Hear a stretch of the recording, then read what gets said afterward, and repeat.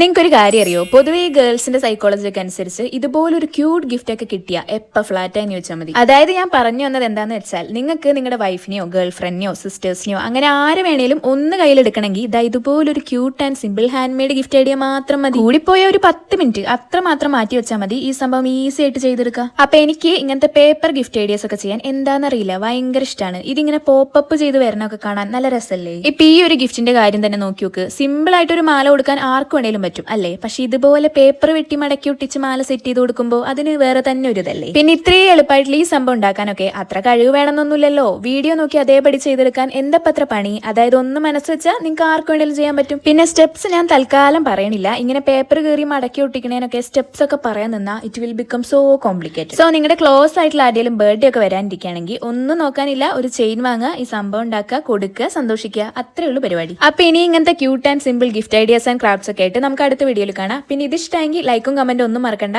By.